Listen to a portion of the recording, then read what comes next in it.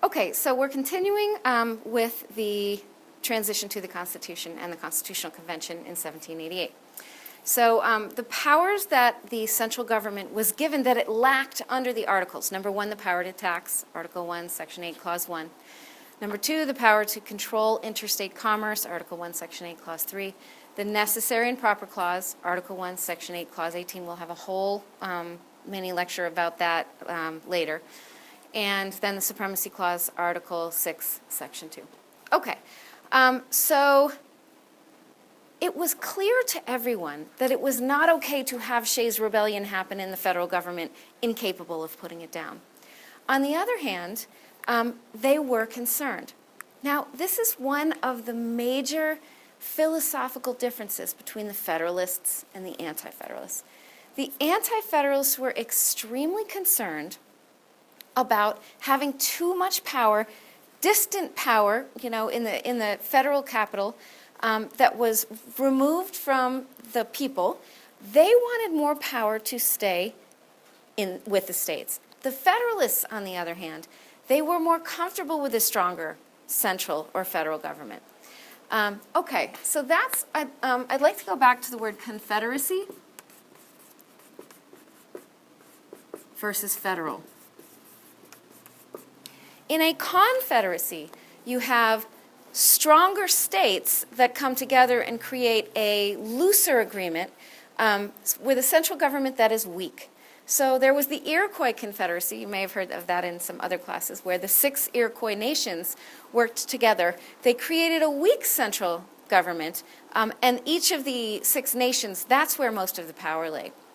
Also, we know in the Confederacy in the Civil War, what were they fighting for? What was the issue that made them break from the Union when Lincoln was elected, the first round, when Lincoln was elected in 1860? It was states' rights. They wanted the states to have power over the issue of slavery, and they felt that Lincoln's position of not allowing slavery to expand into the territories would undermine that state power.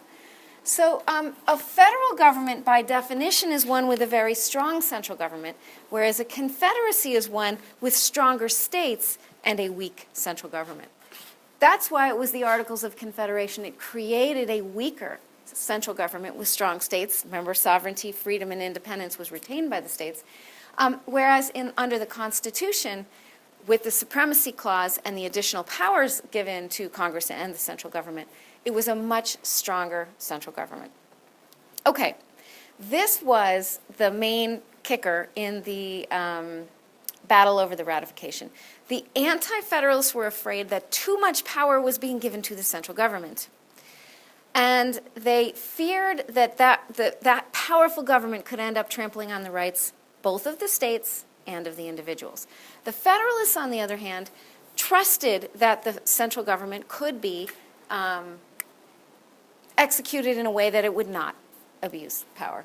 Okay, so the last real contribution, the major contribution of the Anti-Federalists was the Bill of Rights.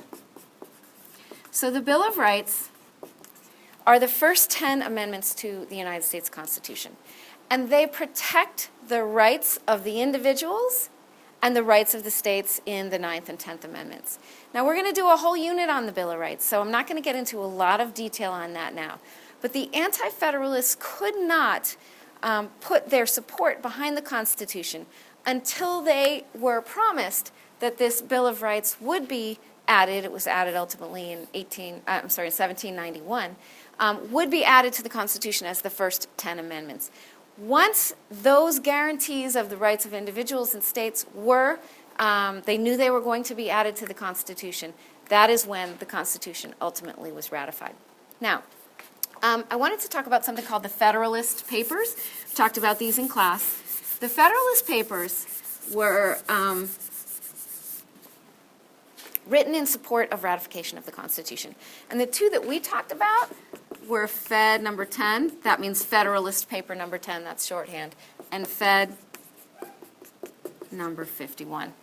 Okay, these are the two that you are responsible for in this class, so I wanted to talk briefly about those two. All right, in Fed 10, we did a lot of work on this in class. We read the entire document. We sort of debriefed it paragraph by paragraph.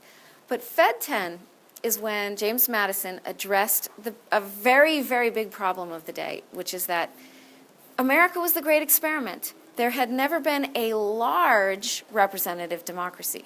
And there was question about whether democracy would work in such a heterogeneous nation that they were, even then, they were anticipating that this nation would grow to be a large nation. So in Fed 10, what Madison did is he talked about factions, who we might today call interest groups. And he said that factions could destroy democracy, because he defined a faction as a group that was interested in its own self-interest. It was passionate about a particular issue and interested in its own self-interest over the interests of the community as a whole. And he thought that if factions, majority or minority factions, gained control of the government, they could essentially destroy the government or make the government work for its benefit alone and not for the benefit of everyone. So what Madison argued in Fed 10 is as follows. He said that the cure to factions was not to get rid of them. We could not stop people from disagreeing. We can't stop people from pursuing their own self-interest. But he said that's good. That will accrue to the benefit of a well-structured representative democracy. So he said the cure to factions is a large republic. So a large republic, essentially, let's take it apart. A republic is indirect democracy, which is, of course, what we have in the United States. When they were voting on Obamacare, your families didn't have a vote on that. Instead, they got to vote for the senators or the representatives who voted on their behalf, thumbs up or thumbs down on Obamacare. We have an indirect democracy in the United States, and what Madison said is the fact that these representatives would be charged with representing everyone within their district. That would water down the influence of factions. So the fact that our democracy is indirect, i.e. a republic, is what Madison said would save it from factions. Second, he said a large republic. A lot of people believed that maybe representative democracy would work in a small, homogeneous type of community, but Madison said no. That's why representative democracy will work in America, because we are going to grow into, everyone was anticipating, that the United States would become a large country. Lots of immigration was happening. It was growing rapidly. And he said, if you have a large democracy, you will be able to have the different factions balance each other out. And we talked in class about the fact that even today, the pluralists believe that representative democracy is working, that we do end up having a balancing between what different factions want. And the hyper-pluralists, on the other hand, don't agree that this is working. They think that so many competing interests competing for the attention of the policymakers instead results in gridlock and sort of not well-formed policy that doesn't make sense overall. And last, you have the elitists that we talked about in class. They are the ones who believe that really it doesn't matter who gets elected, that the rich and the powerful are the ones who control policy in America. Okay, we will continue in the next video.